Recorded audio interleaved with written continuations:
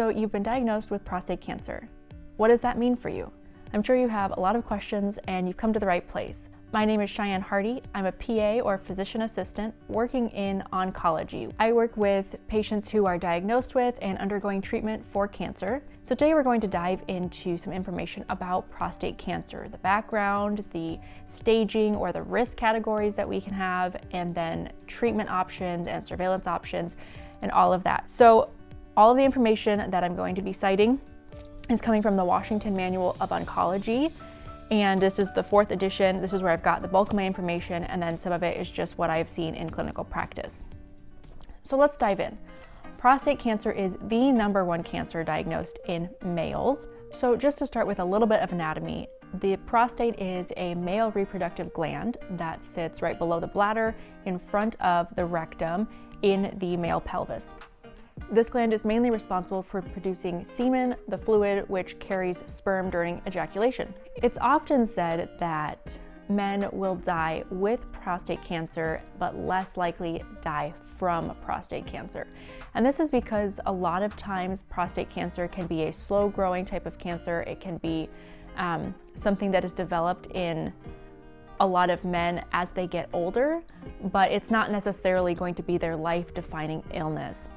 Your average male has a 12% lifetime risk of developing prostate cancer. I want you to take that statistic with a grain of salt because every patient is different, right? We can't make predictions on exactly how you or your family member is going to journey through this diagnosis. But statistically, on average, the studies have shown that 98% of patients with prostate cancer will live 5 or more years, which are pretty good odds.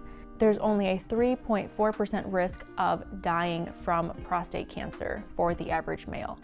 So that kind of all ties in to show you that generally prostate cancer is not a very aggressive, life-threatening disease up front. But what kind of symptoms should you be looking out for, or may you have felt before you were diagnosed with prostate cancer? Well, early on, it actually doesn't have a lot of symptoms, which is why it's screened for, because we want to catch any cancer, especially prostate cancer, you want to catch it early. So screening for prostate cancer is actually a little bit controversial because what we often do to screen for prostate cancer is draw a blood test to test for a protein that can be produced by the prostate. But other things can cause this to be elevated, and sometimes this can lead us down a rabbit hole of you might not have any symptoms and then we diagnose it and maybe we have to do treatment where it could have just been something that was slow growing and didn't need treatment. So there's a lot of risks and benefits to weigh.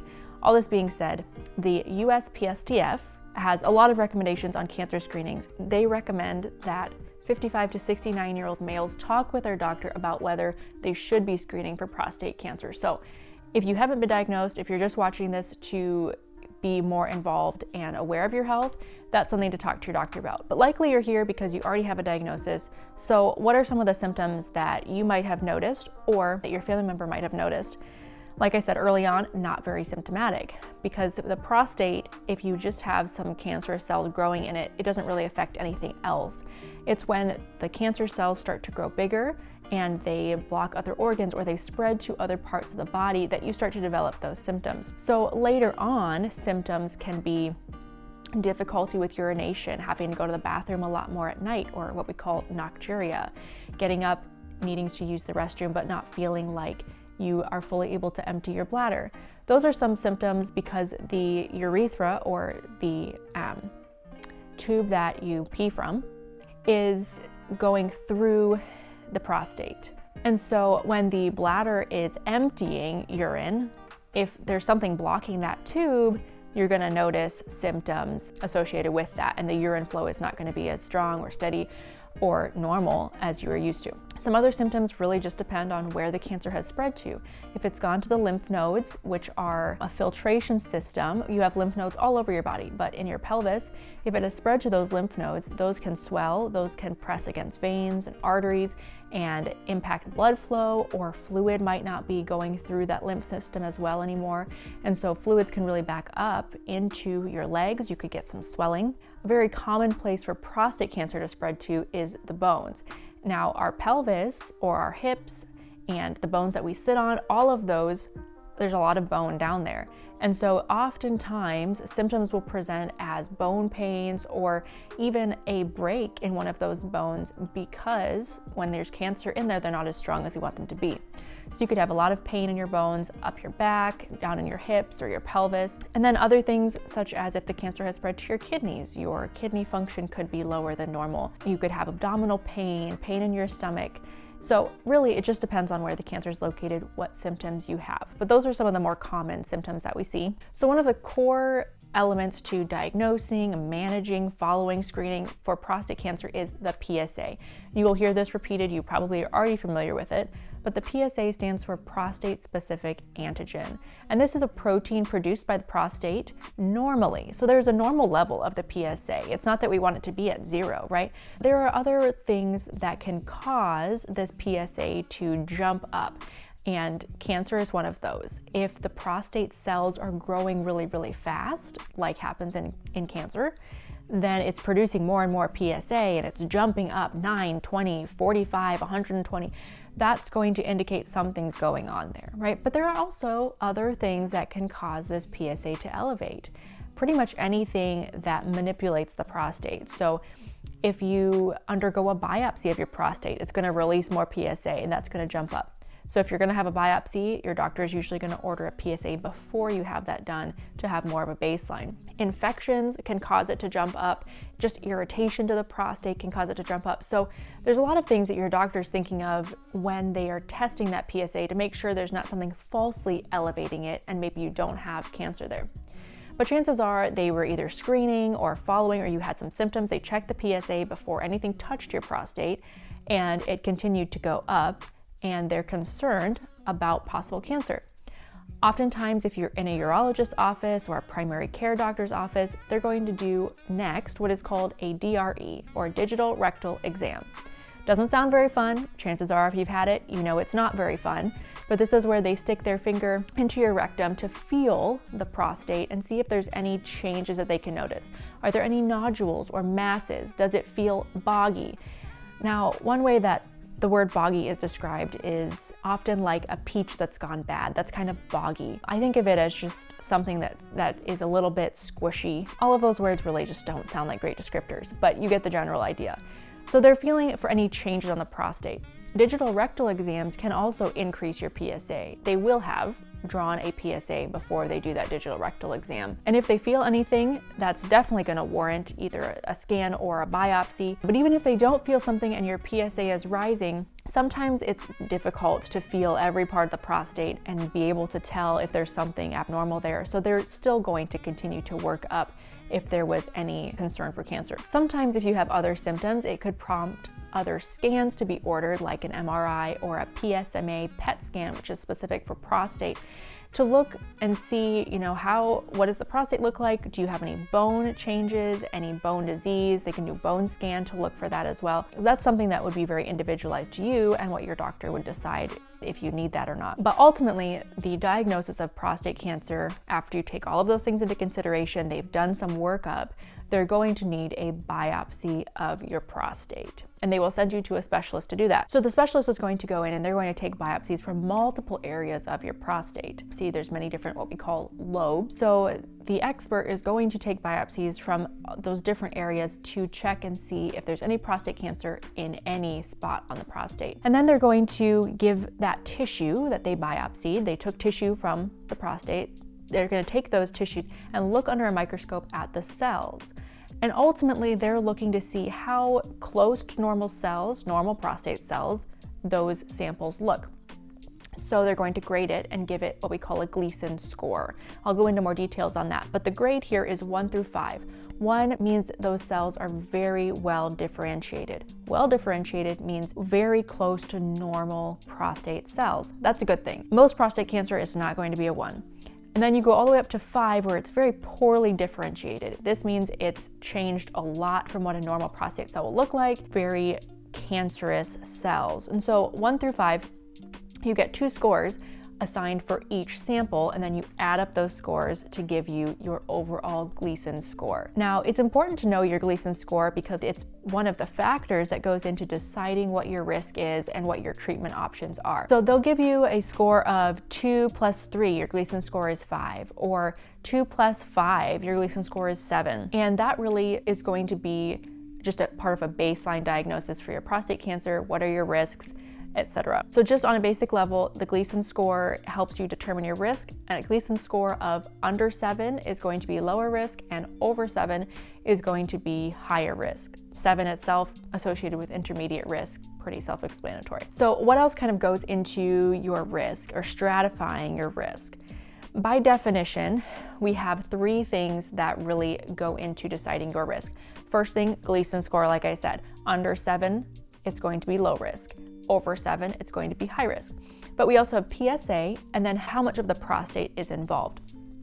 So low risk category, Gleason score under 7, PSA less than or equal to 10, and then involvement of only half of one side of the prostate or less. This is considered stage 2A as far as involvement of the prostate goes. So 3 things for low risk category, Gleason score under 7, prostate specific antigen or PSA under 10, and involvement of less than half of the prostate. High risk, on the other hand, is defined as a PSA over 20, Gleason score over 7, and involvement of both sides of the prostate or more. So into the lymph nodes, into the bones, anything else higher, all of those together, high risk prostate cancer. So then what do we do with this information? Are you low risk? Are you intermediate? Are you high risk?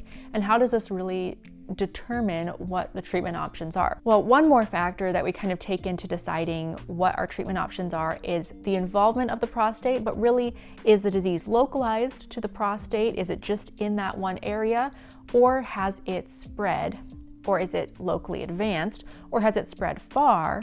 And it's not just involving more of the prostate, but it's actually involving the bones, and it's what we call metastatic disease. Let's dive into if you have localized disease and what are our options for that. The 2 main options for localized disease treatment is going to be surgery or radiation, but really there is a 3rd option for very localized disease, which is just in that prostate. A very small part of the prostate is involved, and that is called active surveillance.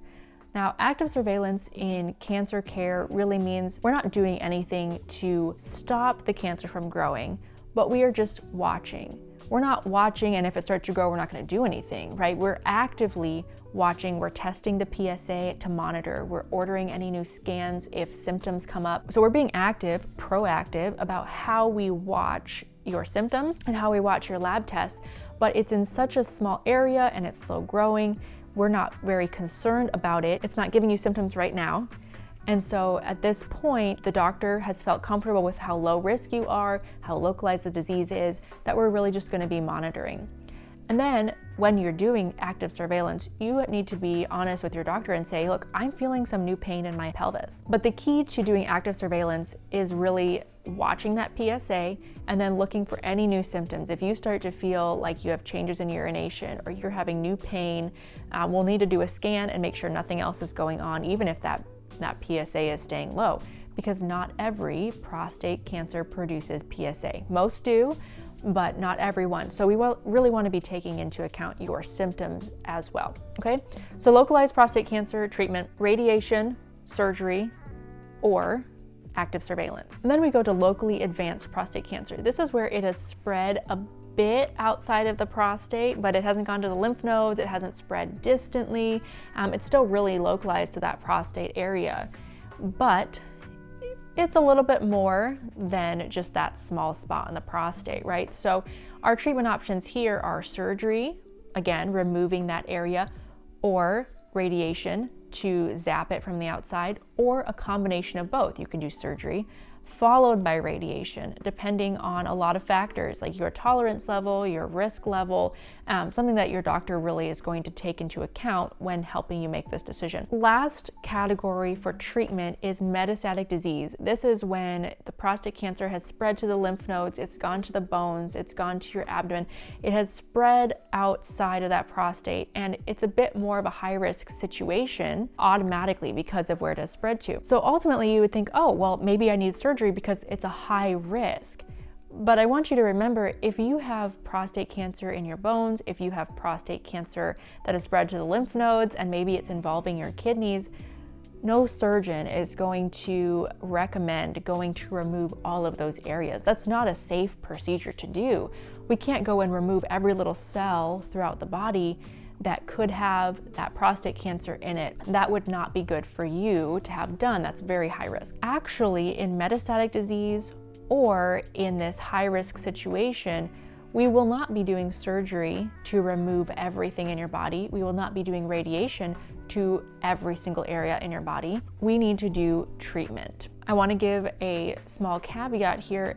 Sometimes we will do radiation that we call palliative radiation. This means we're not doing it to cure your cancer or to remove your cancer. But if you're having pain from the cancer, say it's in your hip bone and it's causing you a lot of pain, your doctor could recommend palliative radiation to that specific spot to help limit your symptoms or decrease your pain, decrease your symptoms. So that is one situation where metastatic disease, widespread, we're not doing surgery, we're not doing treatment with radiation, but they may still recommend radiation to help with the pain, okay? So then we go into treatment options with injections, with pills, with chemotherapy. How is that all decided? Well, the basis of this treatment is we need to cut off what is feeding the prostate cancer. So what are these cells really feeding off of? Well, actually testosterone. Testosterone is that male sex hormone that is being produced in the body normally, and the prostate cancer normally responds to testosterone. But when these are cancerous cells that are growing so fast and needing to take up nutrients or stimulation with a hormone, testosterone is really the source of that. So we have to cut off the testosterone source. There are two ways to do that. One is castration through surgery, and one is castration through a medical treatment route. Castration is a bit of an aggressive term, and I don't think we use it a lot with our patients. It's something that we as the providers will use in determining treatment options. And so castration really just means suppressing the testosterone levels. Do we do surgery to remove the testicles, which is where the testosterone is produced? Or do we give you a medication that suppresses the testosterone to castration levels, which is below 50? Most men and most providers will recommend medical castration instead of surgical because of the emotional implications for males to have their testicles removed, very understandably. And both are very viable routes. So you can either go to the surgeon, have castration done surgically, or come to your medical oncologist and they will give you oftentimes injections to decrease those testosterone levels. Now, how do we know that's working? If your PSA had been high to begin with and we start giving you those injections to drop the testosterone, that's going to hopefully, what we would expect, is cut off the source of food for the prostate cancer. That PSA was being produced by the prostate cancer, and that is now going to start coming down. We watch that very closely. So your testosterone levels will be suppressed. We can also check those with a lab, but then we really want to see that that's working on the cancer, decreasing the level of cancer and therefore decreasing the PSA amount that is being produced by your prostate cells. So the PSA is going to drop down to what we hope is undetectable levels or a very stable low level. It's different for everybody how long this will last, but we want to keep you on that. And then we're going to continue to monitor your PSA. If that continues to stay undetectable or low, we continue doing what we're doing. If that starts to rise, if the PSA starts to rise again, or if you start to get new symptoms that we're concerned about, we can order another scan to look and see what's going on. And we may need to talk about other treatment options, changing to other forms of suppressing the hormones or changing to a chemotherapy of sorts It just depends on the situation. It's also important to talk with your doctor about your genetics. There are some genetic mutations that treatments are actually individualized for those genetic mutations. And so if you have one that's either genetically inherited or genetically present in only your cancer cells, which means this was just acquired in the cancer cells, you don't pass it on, it didn't come from your family, but those cells developed a mutation, there are treatment options for some of those mutations. So oftentimes your oncologist will have ordered a test already, but make sure you know the results. If there is a mutation that can be targeted with treatment, it's good to know that, so that down the road when you get to needing that treatment, you will understand that your oncologist is going to add that on. And if a genetic mutation has been determined that could have been passed on from family or that you could pass on, then your children or your other family members could also be tested for that as well. One thing about chemotherapy and prostate cancer is it's not always necessary, but your doctor is going to look at your life expectancy, what your age is right now, how well you would tolerate it, how high risk you are.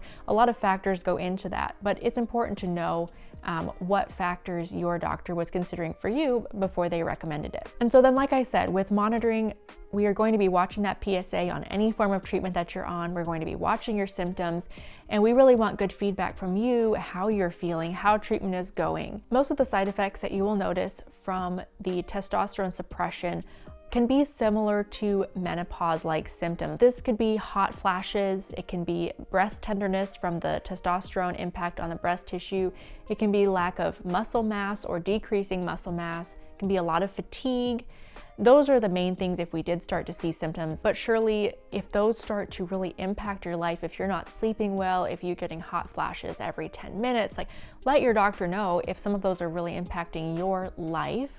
And you can talk with them about, is there an option to spread out how often I'm getting injections? Can we change any doses? What can we do to add on a bit of treatment options to help with some of these symptoms? Because it's a balance between treating you and keeping your quality of life at a good place so you can still function. We want to have both of those ideally, but we need some good feedback from you, and you need to ask us, what can I do that I might not be doing if it really is impacting your quality of life? So that brings me to the end of our discussion, and I'm going to leave you with some questions that you can ask us, because sometimes we go through all this, it's so much information that we don't really even know what we don't know until somebody tells us or somebody shares that information with us. And so I have just a couple questions based on what we talked about today that you can take to your oncologist and just blow them out of the water with how amazing you are by taking control of your health, by wanting to know more, about your family's health, doing what you can to help empower them to take control of their health, or to just empower you, if you really are their caregiver, to understand more about the situation and what all goes into these decisions. So the first question is, what is my Gleason score? Remember, this ties very closely into the risk and treatment options for you. So your second question can be, what is my risk? Because they're going to take into account the PSA, how far your prostate cancer has spread, how much of your body is involved with prostate cancer, and the Gleason score. Third question, what is my PSA right now? When we watch your PSA, we keep a close eye on what it is, but not every patient asks, or maybe you're not being told at your doctor's office what the PSA is, but it's good to know, what was my PSA 3 months ago? What is it now? Is it going down? Has it been staying down? Is it going up? What are we doing about that? So that's a really good thing to ask them. And then, what symptoms should you be watching for? Your doctor's going to know what symptoms you initially presented with. They're going to know where the prostate cancer is in your body, and they're going to know what symptoms you might develop down the road. So it's good to ask them personally, what should I be watching for? What symptoms should I be keeping an eye out for? And then you can ask other treatment related questions like, are we doing active surveillance? Is that why I don't have any treatment right now? Why did we do radiation for me but not surgery? Or why did I have surgery but no treatment after that? Or why did I have chemotherapy? What about my risk made you recommend chemotherapy for me?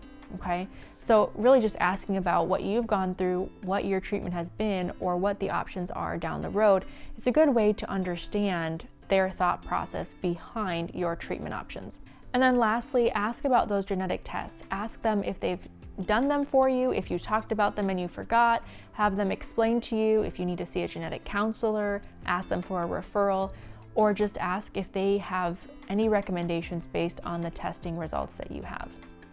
Remember, you are the best advocate for your health. It's important to understand and to continue to learn about your health journey.